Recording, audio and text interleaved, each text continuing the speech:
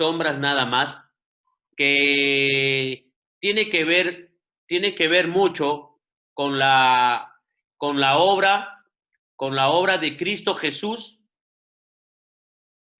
tiene que ver mucho con la obra de Cristo Jesús que hizo y que está en la Escritura y que de repente nosotros no podemos entenderla como deberíamos entenderla porque por alguna razón a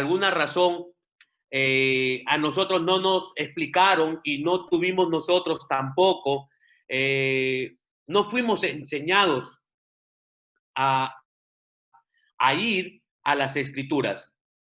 Desde muy pequeños y de manera cultural, nosotros, muy pocos de pequeños, aún en los colegios, muy poco hemos sido instruidos a ir a las escrituras para poder conocer a Jesucristo. Nosotros hemos tenido, nosotros hemos tenido como fundamento, como base, una religión culturalmente, la nación y muchos países y muchas naciones. Y en la religión nos hablaron de Dios, nos enseñaron de Jesús en la cruz, mas no hubo una profundidad de lo que de verdaderamente la obra de Cristo Jesús, por una parte, y por otra parte, porque tampoco podemos excusarnos, y por otra parte, tampoco está en nosotros, tampoco hubo en nosotros el deseo de buscar a Jesús a través de las escrituras. Aunque el libro de la Biblia, aunque la Biblia es el libro más vendido de la historia, es el poco leído, es el menor libro consultado. Aunque en cada casa es muy probable, con un porcentaje muy alto, de que en todas las casas existiera una Biblia.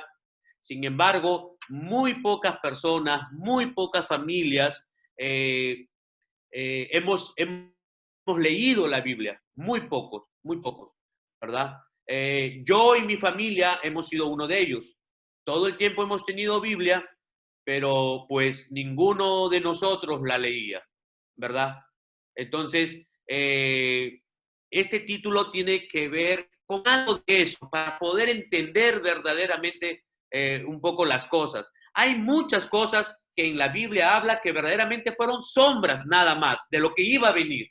Y el tema es muy amplio, pero quiero reducirlo solamente en dos puntos, en dos cosas que ojalá con la ayuda de Dios podamos entender. Y, y empezamos. En Romanos 6:23, sería bueno que puedan tomar nota de algunos versículos para que con tiempo después puedan volver a leerlo, ¿verdad? En Romanos 6:23 dice, porque la paga del pecado es muerte, porque la paga del pecado es muerte, mas la dádiva de Dios es vida eterna en Cristo Jesús, Señor nuestro. ¿Sí? La paga del pecado es muerte, mas la dádiva de nuestro Señor, mas la dádiva de Dios es vida eterna en Cristo, Señor nuestro. Entonces, ¿qué ocurrió? ¿De qué vamos a hablar? Todos estos prédicas que hemos estado hablando es únicamente para poder poner en contexto a las personas, para poder entender la lectura de la palabra. Hemos dicho que un buen libro para empezar a leer es el libro de Juan del Nuevo Testamento. Pero es importante que tú y yo conozcamos esto de acá.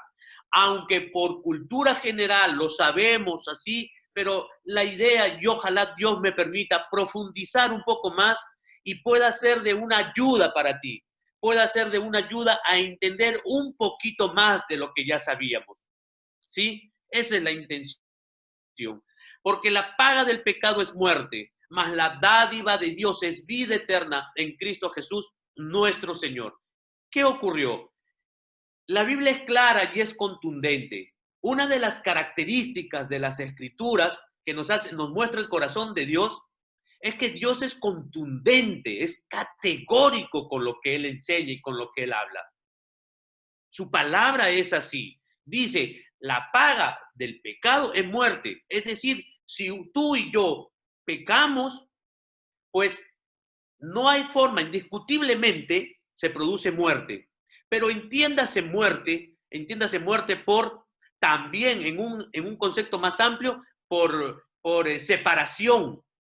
Muerte significa separación, divorcio, apartarlo, separado de muerte, ¿no? Y eso pasó cuando hablábamos el tema pasado, la raíz del pecado, cuando el hombre decidió sacar a Dios de su vida, cuando el hombre decidió dejar de consultar a Dios y él tomar la iniciativa de que por su propia cuenta, él mismo descubrir y saber o creer saber qué es bueno y qué es malo. Entonces, cuando el hombre hizo eso y cogió del árbol y comió del árbol de la ciencia del bien y del mal, que eso significa, entonces el hombre pecó. Ciertamente morirás, dijo el Señor. Y ciertamente murió. Pero tú puedes decir, pero ¿cómo que murió si Adán siguió vivo? Acordémonos nosotros que la Biblia nos enseña que tú y yo somos, se le llama la palabra tripartito, que somos espíritu, alma y cuerpo. Aunque le hemos dado más fuerza y le hemos dado más importancia, nos interesa más el cuerpo que el alma y que el espíritu, la Biblia dice que lo primero y lo principal es el espíritu. Cuando la Biblia y Dios nos enseña que Dios ciertamente morirás, ocurrió que nuestro espíritu murió. ¿Cuándo muere nuestro espíritu? Cuando el espíritu de Dios que estaba dentro de nosotros tuvo que salir, porque la paga del pecado es muerte. Dios que estaba dentro del hombre, que así lo había diseñado Dios. Así Dios diseñó la creación, para que Dios habitara dentro de ti, dentro de mí. Y eso lo hizo con Adán y lo hizo con Eva. Dios habitaba en ellos. Pero ellos decidieron pecar, decidieron desobedecer, pecado. Entonces, ¿qué tuvo que hacer Dios? Dios tuvo que salir de Adán. Entiéndase eso. Yo creo que eso es un poquito más profundo, porque yo no entendía eso. Mas cuando entendí qué es lo que pasó, me ayudó a comprender la palabra de Dios y produjo en mí un hambre por conocer de Dios, por querer saber mi condición. Entendí muchas cosas. El diseño de Dios era que Dios quería vivir dentro de ti, de mí, dentro de su creación. Entonces, cuando el hombre peca, desobedece, Dios sale del hombre. Porque Dios dice en la Biblia que es santo, santo, santo. No puede habitar con el pecado. Tuvo que salir y ocasionó la muerte espiritual. La muerte del espíritu de Adán. La Biblia nos enseña, y querido poner esa fotito, solamente como que nos ayude solamente a ver. Pero acuérdense que en Génesis, los que han leído esta parte, dice, en Génesis 3:10, y él respondió, oí tu voz en el huerto y tuve miedo, porque estaba desnudo y me escondí. Eso lo dice Adán. Escuchen lo que dice Adán, o lean lo que dice Adán. Y él respondió, Adán, oí tu voz en el huerto.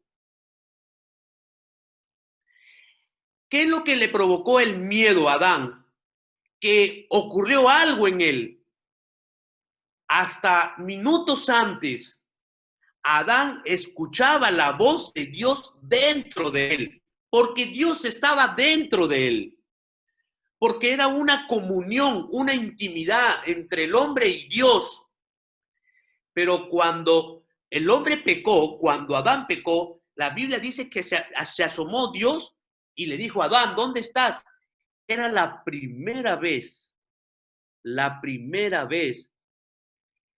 que Dios le hablaba a Adán sin estar dentro de Adán. Y Adán escuchó la voz de afuera y dijo, oí tu voz en el huerto, ya no dentro de mí. ¿Qué pasó? ¿Qué ocurrió? ¿Por qué ya no estás en mí? ¿Por qué lo escucho afuera? Nunca antes lo he escuchado desde afuera. Ahora escucho tu voz que está en el huerto, no estás ya en mí. Y tuve miedo. Tuve miedo de que tú ya no estés en mí, que yo ya no te escuchara dentro de mí. Tuve miedo, ¿no? Y estuve desnudo, me sentí desnudo, ya no estás conmigo. Te escuché fuera, lejos, y me escondí.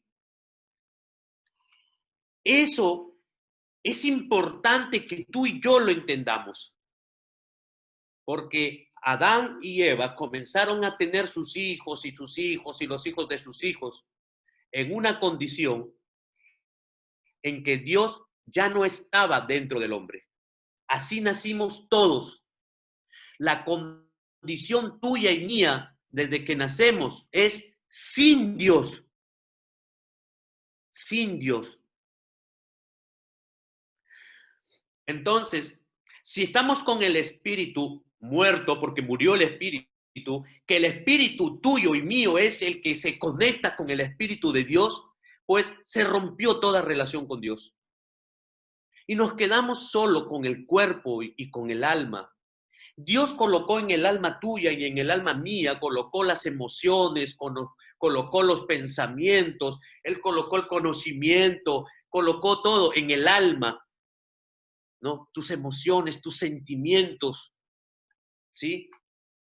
Y nos quedamos con el cuerpo. Y hoy en día, cuando alguien se siente mal del cuerpo, pues definitivamente uno va a un profesional del cuerpo, va a un médico que estudió para ver el cuerpo. Cuando uno siente mal de sus emociones, cuando uno se siente mal en sus sentimientos, pues acude a un profesional del alma, a un psicólogo para poder tratar el alma. Pero ¿a dónde vamos tú y yo cuando nos sentimos mal del espíritu? Cuando sentimos el espíritu muerto. ¿Quién trata el espíritu?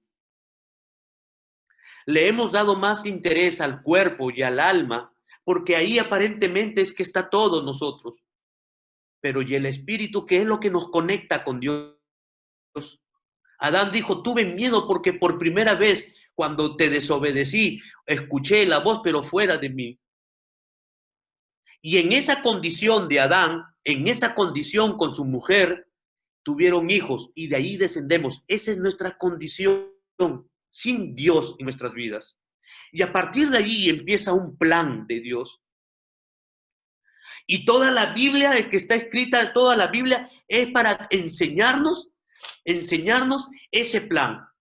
Para que a ti y a mí se nos pueda revelar cuál fue el plan de salvación. ¿Cómo hacer para que se pueda cumplir con el plan original, con el plan A de Dios? El que Dios nuevamente pueda habitar en nosotros y empieza un plan perfecto.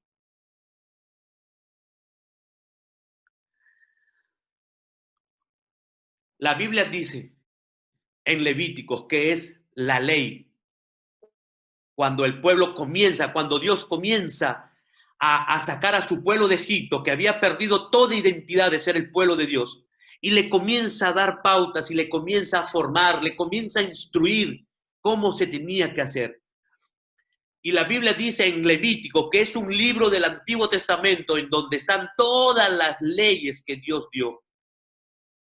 Todas las leyes, todos los mandamientos. Ahí había una ley, había un mandato que decía, finalmente, si una persona pecare o hiciere algo de todas aquellas cosas que por mandamiento de Jehová no se han de hacer, aún sin hacerlo, a sabiendas, o sea, aún ignorando de que estabas mal, lo hacías, dice, es culpable. Es palabra de Dios. Como te repito, palabra contundente, palabra clara. Si una persona hace algo y sabiendo o no sabiendo, igual es el culpable. O sea, la ignorancia también es pecado. Dice, es culpable y llevará su pecado. Traerá pues al sacerdote para expiación. Expiación es sacarte de la culpa, liberarte de la culpa a través de un tercero. El sacerdote para expiación, según tú lo estimes, un carnero, porque había, según el estatus social, había un becerro para las familias adineradas o los que tenían un poco más, un cordero, clase media, inclusive unas palomitas, unas palomas para la de condición baja. Pero tenía que ser sin defecto de los rebaños. ¿Ah? No tenía que ser cualquier cordero, tenía que ser uno sin defecto, uno sin mancha. Y el sacerdote le hará expiación por el error, por el yerro que cometió por ignorancia, y será perdonado. Esa infracción ciertamente delinquió contra Jehová. Es decir, si el hombre pecaba, el hombre tenía una falta, cometía una falta, tenía que irse al sacerdote. Y el sacerdote le decía, según la condición que traer, si llevaba clase media, porque la mayoría era clase media, si llevaba un cordero, tenía que ser sin defecto. El cordero no tenía que ser tuerto, no tenía que ser con una pierna quebrada, no, tenía que ser sin defecto, ¿sí? Presentarlo al sacerdote, el sacerdote lo degollaba al cordero. ¿Por qué? Porque tenía que salir toda la sangre del cordero. Y la persona que había pecado, tenía que ponerle la mano en la cabeza, mientras que el sacerdote degollaba. ¿Y qué pasaba ahí? Los pecados que el hombre había cometido, todos los pecados se transferían al animal, al cordero. Y como la paga del pecado era muerte, el cordero, por tener el pecado de la persona, ese cordero tenía que morir. Lo degollaban y le sacaban toda la sangre. Toda la sangre. Pero había una cosa que me llamaba la atención. Esos pecados, por la cual la persona se liberaba de la culpa, tenía de duración o de vigencia solamente un año. Esa persona al año siguiente tenía que venir y presentar otro cordero. Hacer la misma operación, poner la mano en la cabeza del cordero, para que todos los pecados, toda la inmundicia, todas las cosas que había cometido él, se trasladaban al cordero. El cordero tenía el pecado y el cordero tenía que morir. Rociaban la sangre y era limpio la persona. Era aceptada por Dios, pero duraba un año. Eso era la solución que Dios brindó por amor a él, a las personas. Dios ya no podía estar dentro de la persona, pero empezó un plan de recuperación de la humanidad, de cómo salvar la humanidad. Y Dios se agenció esa forma y esa manera. Pero esa manera solamente duraba un año. Solamente duraba un año. Y era el cordero, la figura del cordero, era solamente una sombra, nada más de lo que iba a venir más adelante. Era Dios preparando a través de las escrituras, preparando a través de los detalles, diciéndole a las personas, pongan atención de cómo es ahí, porque la Biblia dice que era sombra nada más del plan de Dios, de lo que iba a venir más adelante. ¿Por qué escogió un cordero? ¿Por qué se escogió la figura de un cordero? Porque el cordero, a sorpresa mía, cuando averiguo las características de un cordero, se dice que es el cordero el más manso de todos los animales. Parece ser que Dios le puso armas o le puso mecanismos de defensa a todos los animales, menos al cordero. El cordero es un animal que no se puede defender de nada porque no tiene con qué defenderse. A diferencia de un chivo, a diferencia de un chancho, a diferencia de algún otro animal que cuando se siente que lo van a matar, hacen una bulla, patean, gritan y no se dejan matar rápidamente como un chivo, como un chancho. Gritan, hace escándalo. Sin embargo, curiosamente, el cordero, aun cuando se percata de que lo van a matar, el cordero mudo ni siquiera pone resistencia. Es una figura muy particular por la cual Dios escoge que sea un cordero. Es un animal que no pone resistencia, es un animal que no grita, es un animal que no tiene no tiene con qué defenderse.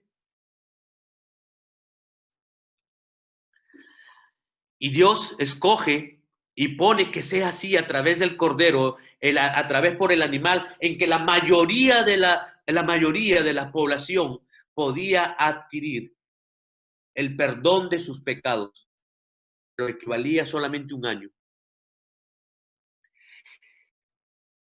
El profeta Isaías, un profeta que escribe 600 años antes de que Jesús venga, más o menos.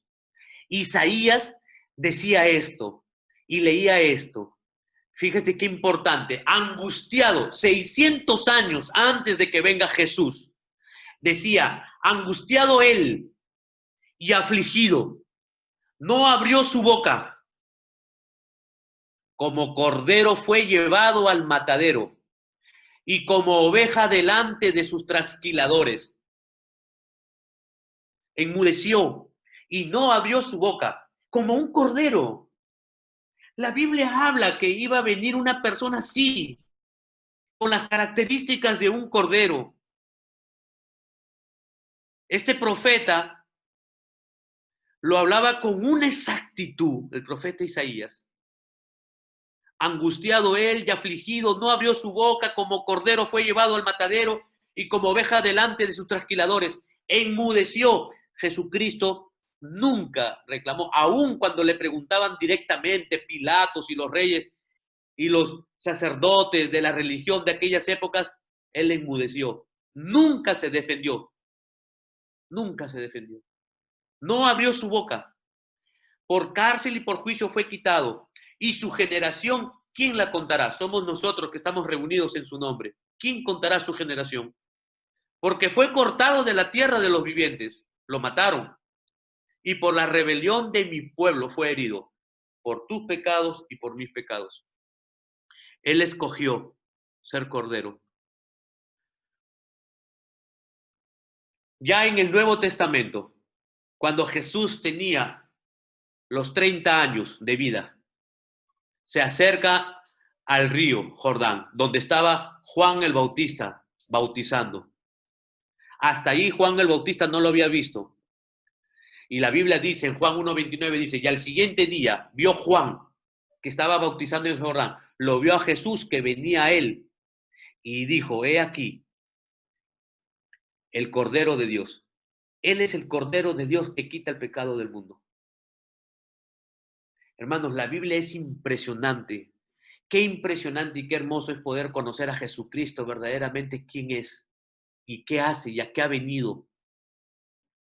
Yo creo que una de las razones por la cual nosotros no le adoramos a Jesús como Él se merece es porque muchas veces desconocíamos las Escrituras.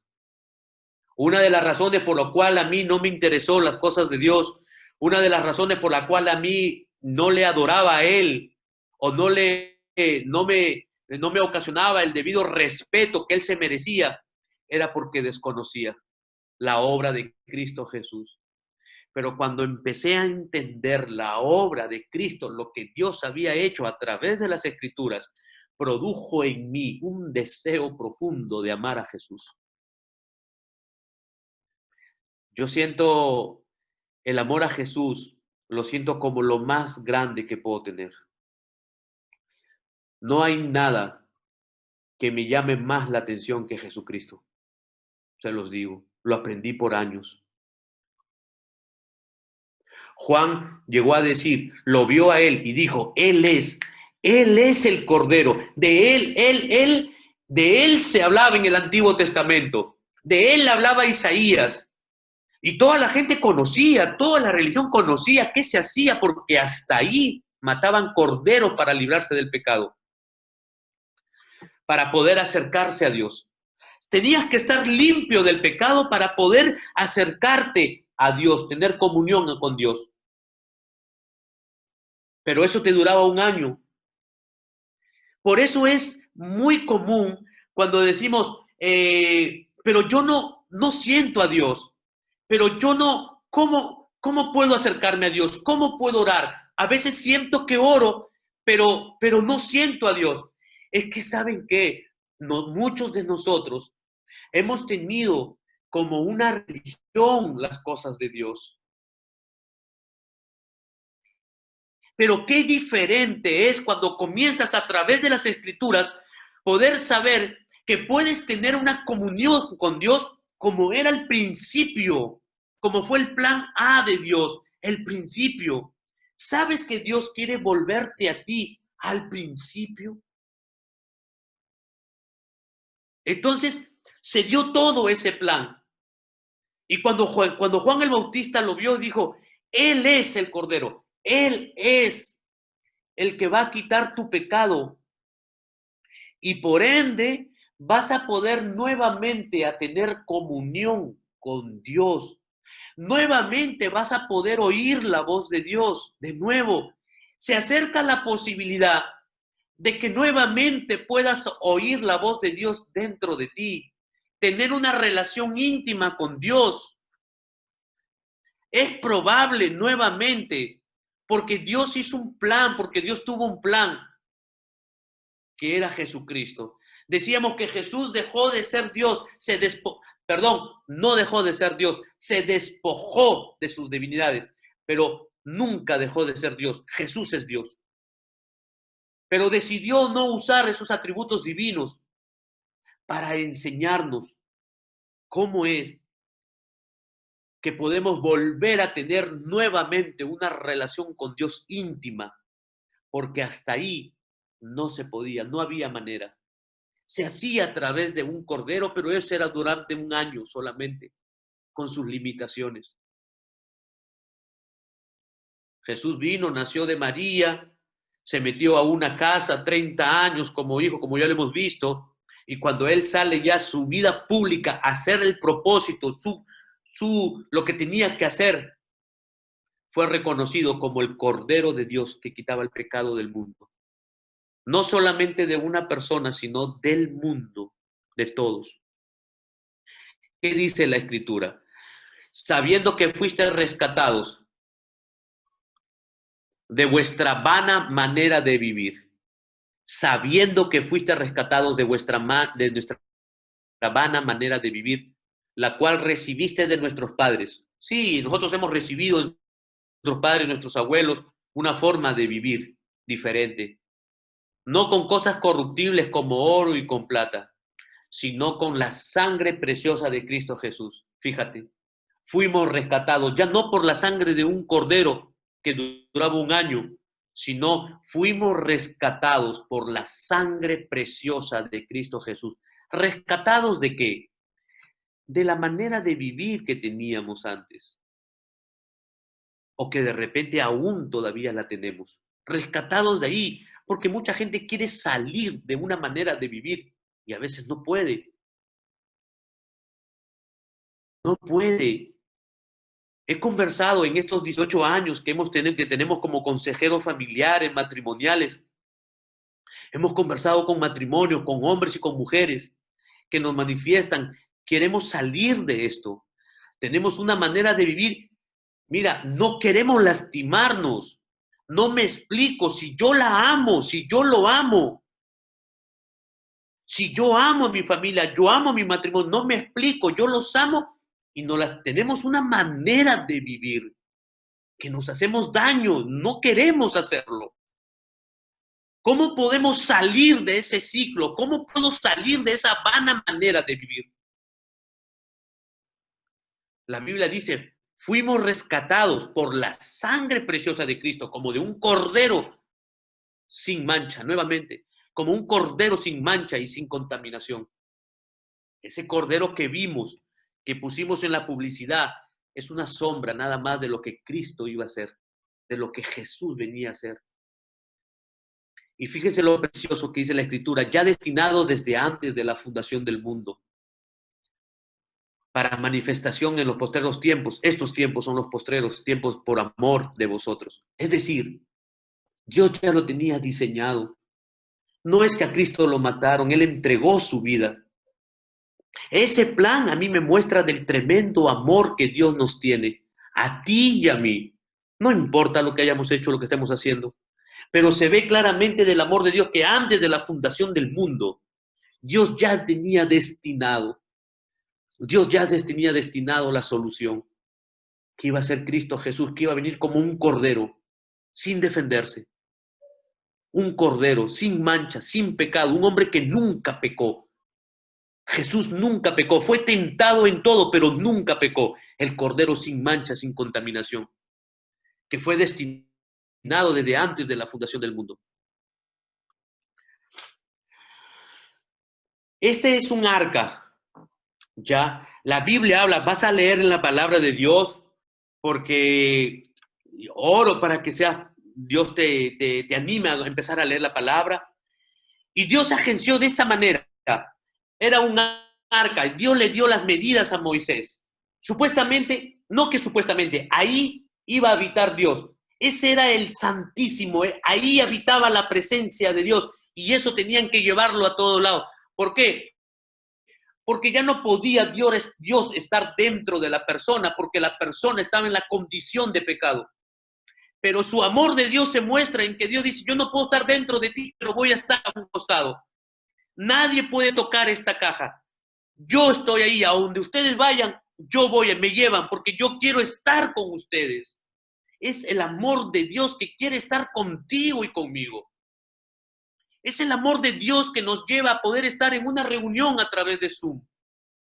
El que tú estás ahí es el que yo esté acá y tú estés ahí, es la muestra de amor que Dios queriendo estar contigo. Y Dios se vio de esta manera en su inteligencia, en su sabiduría, conociendo la debilidad del hombre y la delicadeza del hombre. Le manda hacer a Moisés unas medidas y le dice así, cubiertas de oro. Y ahí en esa caja, en esa arca, habitaba la presencia de Dios. También era una sombra también de los otros puntos de los que vamos a hablar. Y cuando erigían el templo, fíjense que esa es la figura más o menos que habían de un templo cuando se movían en carpas. Había un lugar santísimo. En el lugar santísimo era donde estaba la presencia de Dios, el arca. Ahí ven el arca. Habían unas cortinas donde protegían y cubrían la presencia del lugar santísimo. Había un segundo velo, había el lugar santo donde podrían entrar los sacerdotes, mas no entraban al lugar santísimo. Al lugar santísimo solamente entraba uno y una sola vez al año, el sumo sacerdote una vez al año. Todo esto era para proteger al hombre, era para proteger al ser humano de la santidad de Dios, del fuego purificador de Dios. Dios se agenció de cómo poder estar cerca del hombre sin que el hombre sea dañado. Se agenció el arca, el lugar santísimo, los atrios, y así era la estructura más o menos cuando se movían en carpas el pueblo de Dios. Posteriormente, eso se convirtió en un templo. El rey Salomón, que fue el rey más sabio, construyó un templo, pero que tenía que tener las mismas características del lugar santísimo, en donde no entraba nadie, el lugar santo donde entraban los sacerdotes y el atrio en donde entraba el pueblo. Con esas mismas características se construyó un templo, pero eso también iba a ser sombra, nada más, de lo que Dios iba a hacer contigo y conmigo. Ese era el templo que construyó Salomón, pero teniendo las mismas características, del templo que se hacía en carpas con Moisés.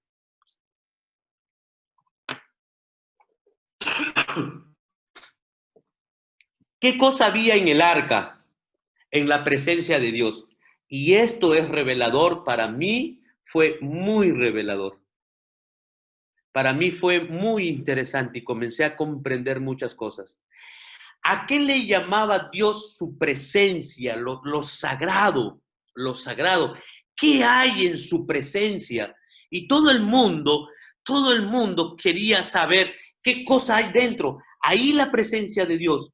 ¿Qué hay la presencia de Dios? ¿Qué hay dentro del arca? Y la Biblia nos enseña, la Biblia nos muestra que dentro de su presencia hay tres elementos, hay tres cosas. Estaba el maná, que era el pan que cayó del cielo. Es la protección sobrenatural, el alimento y la protección de alimento sobrenatural que puede haber en Dios. En la presencia de Dios, nunca, nunca, nunca pasaremos hambre. No hay justo desamparado ni descendencia de aquel justo que mendigue pan. En su presencia hay provisión sobrenatural de parte de Dios. Esos tres elementos habían en el arca. En lo que Dios decía, mi presencia. ¿Sabes qué más había? Estaba la vara de Aarón, la que reverdeció.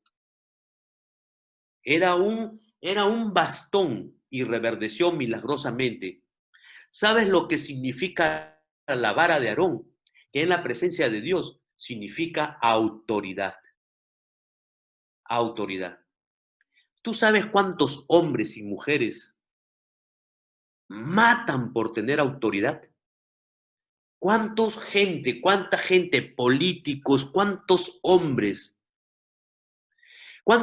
quisieran tener autoridad en su propia casa? ¿Cuántas mujeres? ¿Cuántos hombres y mujeres sienten que han perdido autoridad y desesperadamente buscan autoridad? En su palabra enseña que sin Dios no vas a poder obtener esa autoridad que necesitas para poder salir de aquella situación. Entonces, cuando un hombre y cuando una mujer quiere autoridad sin Dios, entonces tiene que apelar al abuso, tiene que apelar al maltrato, tiene que apelar a los gritos, tiene que apelar a la manipulación. Un hombre y una mujer que no tengan autoridad en su propio matrimonio, un hombre que no tenga autoridad en su matrimonio, va a tener que apelar a todas esas cosas. Y lo que hace es dañar y lastimar. Pero en la presencia de Dios, en la presencia de Dios, uno adquiere la autoridad de Dios. Uno quiere, es restituida la autoridad que se perdió por el pecado. Y están las tablas que Dios le dio a Moisés. Las primeras se rompieron, las segundas tablas están en el arca. ¿Qué significa su palabra? Significa sabiduría, significa su dirección, significa dirección de Dios, sabiduría de Dios. ¿Cuánta gente mata por querer ser sabios hoy en día? Fíjate. Y si tú te das cuenta, la humanidad se estresa y la humanidad se hunde más buscando sabiduría, autoridad y provisión. Esta humanidad cada vez está más en quiebra, cada vez hay más hombres y mujeres desesperados y cada vez hay más hombres y mujeres yendo a psicólogos, yendo a psiquiatras, con tratamientos, porque las personas se deprimen, se frustran buscando sabiduría, autoridad y provisión. Y la palabra de Dios enseña que en su presencia, vamos a hallar estas tres cosas. En la presencia de Dios, vamos a hallar esas tres cosas. Respondió Jesús y dijo: destruid ese templo, en 3 días lo levantaré. Dijeron luego los judíos: en 46 años fue edificado este templo, ¿Y tú en 3 días lo levantarás? Mas él hablaba del templo de su cuerpo. Por tanto, cuando resucitó de entre los muertos, sus discípulos se acordaron que había dicho esto y creyeron la escritura y la palabra que Jesús le había dicho. No solamente el Cordero es una sombra de lo que se venía, sino que esta majestuosidad que tú ves acá, en la cual Salomón lo levantó con oro de muchos países del mundo, ese hermoso templo precioso, lo que tú ves ahí, solamente es una sombra nada más, es lo que le da el nombre a esta prédica. El templo es sombra nada más de lo que Jesús venía a hacer. Y hacia ahí vamos. Jesús dijo, destruye ese templo. ¿Se acuerdan cuando él pasaba por el templo y el templo ya se había contaminado, se había hecho un mercado, se había hecho cueva de ladrones? Se había hecho una trenza con unas cuerdas y sacó a todos. Estaba molestísimo porque estaba llegándose el momento en que la gente ya no respetaba el templo y Jesús decía, se está acabando ese tiempo, hasta aquí nomás, ese va a destruirse. Ya se acabó eso de ahí. Eso es por un tiempo, pero ya no más es así. Eso se destruye. 46 años se demoraron en construir ese templo. 46 años. Y cuando Jesús dijo eso, la gente quiso matarlo. Y ahí empezó ya la gente a quererlo meter preso, a matarlo ya. Porque fue indignante para los religiosos. Para los religiosos fue indignante que Jesús dijera, voy a destruir ese templo. Pero ese es santísimo, pero es sagrado, el templo es sagrado. Ya no, se acabó ese tiempo. Eso es sombra nada más de lo que yo voy a hacer. Yo levantaré ese templo en 3 días. Por tanto, cuando resucitó entre los muertos, sus discípulos se acordaron que había dicho eso y creyeron en la escritura. ¿Saben qué, hermanos? Estaba escrito. ¿Cuántas cosas nos perdemos? ¿Cuántas cosas no perdemos por no tener como, como un deseo conocer a Jesús a través de las escrituras? Por todas las cosas que Jesús habla en la Biblia. Fíjense esto revelador, hermanos. Todo y por estas cosas es que yo me convertí a Cristo. Me encantan las cosas de Dios. Me encanta ser hijo de Dios. Porque Dios restauró mi valor, Dios restauró lo importante que yo era y lo importante que eres tú. Dios quiere que tú sepas lo importante que tú eres para Él y con qué propósito Dios te creó a ti. Con qué propósito estás tú y yo, estamos aquí en la tierra. El Dios que hizo el mundo y todas las cosas que en Él hay, siendo Señor del cielo y de la tierra, no habita, no habita en templos hechos por manos humanas. Ya no, ya no. Ni es honrado por manos de hombres, como si necesitase de algo, pues Él es quien da a todos vida y aliento en todas las cosas. Dios ya no habita en ese templo. Ya Dios ya no habita en ningún templo en estos tiempos. Dios ya no habita en ningún templo. El Señor del cielo y de la tierra no habita en templos hechos por manos humanas. Ya no. Eso era sombras nada más. Eso era sombras, nada más que sombras de lo que iba a ser. Ni es honrado por manos de hombre. ¿Qué cosa podemos hacer nosotros con nuestras manos que pueda honrar a Dios, al creador de los cielos y la tierra? Nada. Aparte que Él no necesita de nada. Jesús le contestó, si alguien me ama, también me obedece. Y para eso hablamos que el Espíritu Santo era necesario que entrara para que nos pueda ayudar a obedecer, porque no es fácil obedecer. Pero el Espíritu Santo es el que nos convence de pecado y nos ayuda. Si alguien me ama, también me obedece. Dios mi Padre lo amará. ¿Y qué dice? Y vendremos a vivir con Él nuevamente, como en el comienzo. como en el comienzo, y venimos, mi Padre y yo, venimos nuevamente a vivir en aquella persona que me ama. ¿Quién es el que me ama? El que me obedece. Y tenemos la oportunidad nuevamente de al comienzo, porque viene a vivir dentro de nosotros, lo que se rompió por el pecado. ¿Acaso no saben ustedes, Primera de Corintios, escribiendo el apóstol Pablo, acaso no saben ustedes que son templos de Dios? ¿Te imaginas? ¿Te imaginas la hora maravillosa? ¿Quién eres tú? ¿Quién soy yo? ¿Te imaginas que somos templos de Dios, donde Dios quiere habitar? Eso es cristianismo, hermanos. De eso te estoy hablando. De eso te hablo, de cristianismo, a través de las escrituras, que tú y yo podamos descubrir y entender esas cosas hermosas. Eso es cristianismo.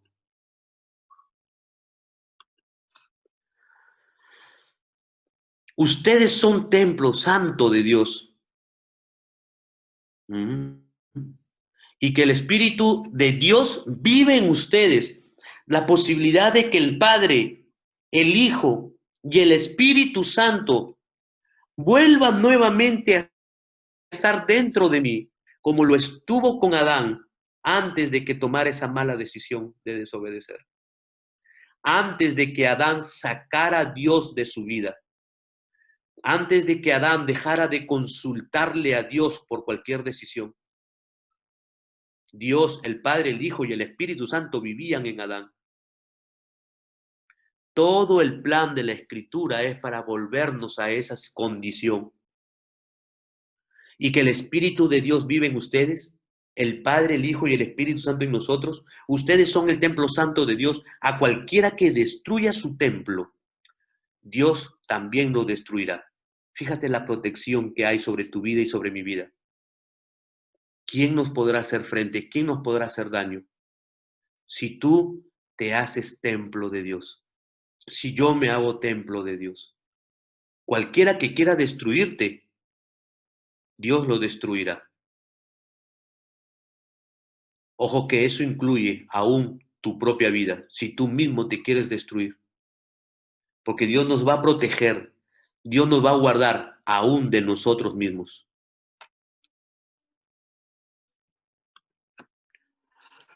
Esa es la obra de Jesús.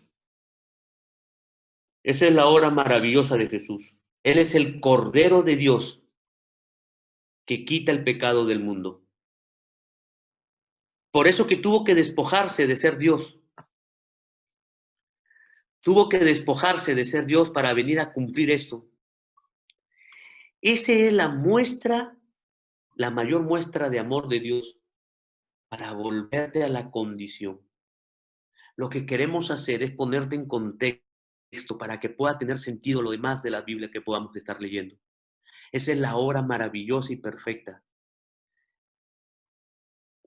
A ese nivel le importas a Dios.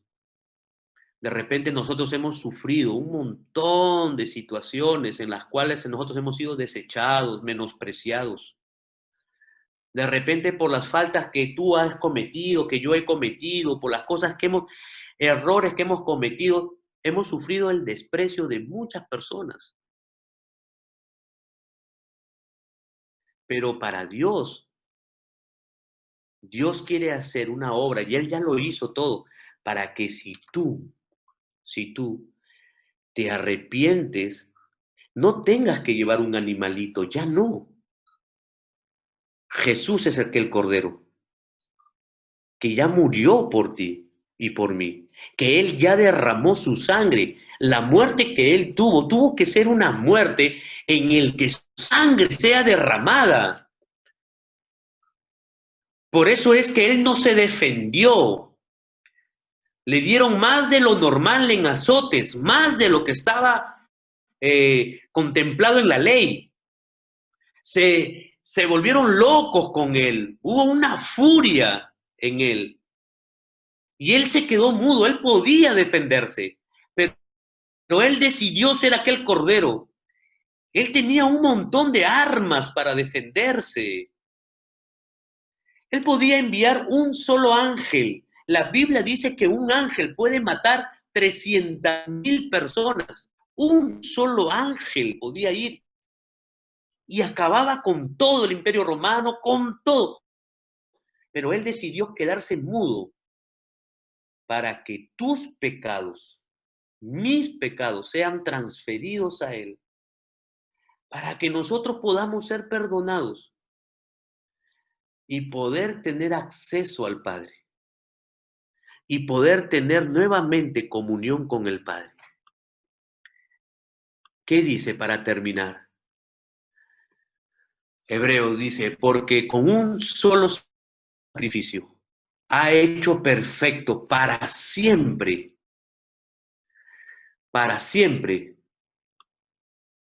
a los que están a lo que está santificando. Se refiere a ti y a mí. A través de estas reuniones donde nos reunimos para hablar de Dios y conocer de Dios, nos estamos santificando. Porque con un solo sacrificio ha hecho perfectos para siempre a los que Él está santificando. También el Espíritu Santo, lo que ya hemos hablado, también el Espíritu Santo nos da testimonio de ello. Primero dice, este es el pacto que haré con ellos. Después de aquel tiempo, dice el Señor, pondré mis leyes en su corazón y las escribiré en su mente, nuevamente dentro de ti y de mí, ya desde adentro. Ya desde adentro, Dios va a comenzar a hacer la obra desde adentro tuyo. Después añade, y nunca más me acordaré de sus pecados. Nunca más me acordaré de sus pecados y de maldades. ¿Sabes que esa parte fue la que me dio la autoridad para yo predicar de su palabra? Porque si yo no hubiera entendido esto, si el Espíritu Santo no me hubiera ayudado a entender esto, yo no tendría cara para hablarte de Dios. Yo no tendría cara para hablar de santidad sexual. Yo no tendría cara para hablar de amor y de respeto a la pareja. No tendría cara, no tendría autoridad, no tendría autoridad moral para poder hablar del hogar, del respeto, del cariño a la esposa, de la fidelidad. No tendría cara para hablar de eso. No tendría autoridad moral. Como vulgarmente se dice, tendríamos rabo de paja. Y yo creo que muchas personas andamos buscando autoridad, andamos buscando sabiduría y provisión. Pero si yo no hubiera podido entender esto, yo no podría estar haciendo la obra de Dios. Dios dice para ti y para mí, nunca más me acordaré de tus pecados y de tus maldades, nunca más me acordaré. Y cuando estos han sido perdonados, dice, ya no hace falta otro sacrificio por el pecado. Ya no hace falta otro sacrificio. Jesús, Jesús es lo único que tú y yo necesitamos. Jesús es la obra perfecta que tú y yo necesitamos. Dime si no es precioso entender esto. Dime si no es precioso captar esto de acá, entender cuán valioso es comenzar a conocer a Jesús a través de las Escrituras. Ya no está en templos hechos por manos humanas. El que yo sea templo del Espíritu Santo, yo merezco eso. Yo le decía al Señor, yo merezco eso.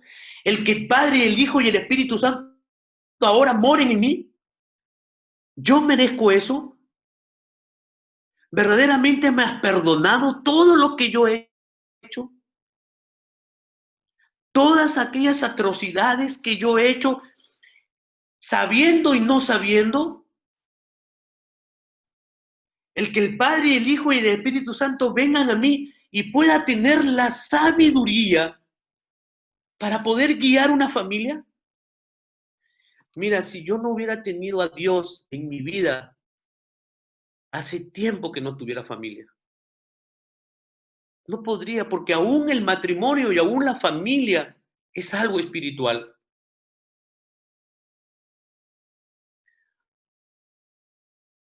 No podría.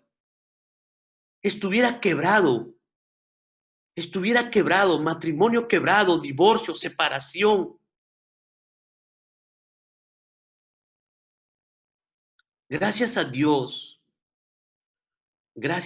que Él vino a mi vida. Y en su presencia hallé sabiduría. La sabiduría que yo necesito para poder guiar a mis hijas. La sabiduría que yo necesito para poder amar a Harumi, a mi esposa. La sabiduría que necesito para serle fiel. La sabiduría que necesito para poder ayudar a otras personas. La autoridad. Qué precioso es tener autoridad, hermanos. ¿Cuántos hombres luchan por tener autoridad y de repente la pueden conseguir a medias afuera? Pero a veces el hombre llega a casa y en casa no hay autoridad, ni con la esposa, ni a los hijos. Hemos perdido autoridad. Solamente en Cristo Jesús. La autoridad también se refiere cuando a veces caemos en vicios. No tenemos autoridad para decirle no a los vicios. ¿Cuánta gente está buscando querer salir de vicios y no tienen la autoridad, no tienen la fuerza para hacerlo? Pero en Cristo Jesús hay esa autoridad. El que Dios venga a tu vida, viene sabiduría, autoridad, viene provisión a tu vida. Cuando tus pecados, lo que tú has cometido, se lo pasas a Jesús y dices, Jesús, tú lleva mis pecados. Te entrego a ti mis pecados. Y como la paga del pecado es muerte, es por esa razón que Jesús tuvo que morir. Es por esa razón que Jesús tuvo que morir. Espero que esto te haya ayudado a entender tanto como me ayudó a mí y cambió y transformó mi vida. Siento que tengo una familia preciosa. Siento que tengo una familia preciosa. Siento que tengo un matrimonio precioso y que me falta mucho, lo cual estoy convencido de que no hubiera podido hacerlo si no tuviera a Dios en mi vida. Si no tuviera a Dios en mi vida. Vamos a poder escuchar esta canción, escuchar esta canción. Y mientras suena esta canción, de repente, pedirle perdón a Dios. Decirle, Señor, perdóname, Señor Jesús, perdóname, perdóname. Hago la transferencia de mis pecados a ti. Tú eres ese sacrificio, tú eres el cordero que quita el pecado del mundo. Te entrego mis pecados a ti. Jesús dice, ven a mí, ven a mí. Si estás cargado, ven a mí. Yo te haré descansar. Yo te quiero dar autoridad, dice el Señor. Yo te voy a dar autoridad. En mi presencia vas a hallar autoridad. Vas a hallar sabiduría para que tomes buenas decisiones, mejores decisiones. En mi presencia vas a hallar provisión sobrenatural. Nunca, nunca te faltará nada en mi presencia. Nunca, nunca te faltará nada en mi presencia. En mi presencia vas a encontrar autoridad, sabiduría y provisión. El Cordero y el templo es sombra nada más de lo que Cristo hizo, de lo que es Él. Ahora lo santo, el lugar santísimo, ahora lo más sagrado eres tú. Tú eres el templo. Tú eres el templo. A donde tú vayas, la presencia de Dios contigo. Por eso hablábamos de tal palo, tal astilla, que la gente pueda conocer a Dios a través tuyo. A donde tú vas, tú eres el templo. Tú eres el templo. Qué penoso que hay personas que todavía siguen presentando ofrendas, ignorando la obra de Jesús. Todavía siguen presentando animales, todavía siguen haciendo cosas con sus manos, tratando de agradar a Dios. Todavía hay personas que todavía creen que Dios habita en templos hechos por manos humanas, cuando todo eso era sombra nada más. La obra maravillosa es que tú y yo seamos templos. ¿Tú crees que tu familia será bendecida? Tu familia será bendecida cuando tú y yo hagamos eso. Nuestros hijos. Es tremendo. Vamos a escuchar esta canción y te invito a que puedas cerrar tus ojos con mucho respeto si deseas hacerlo, para no solamente no desconcentrarte y puedas tener ese tiempo con Dios y decirle, Señor, perdóname, perdóname. Si tú crees algo, que hay algo en la cual tú quieras pedirle perdón, pues creo que es un momento, creo que es un momento precioso y preciso. Cristo, moriste en una cruz, resucitaste con poder.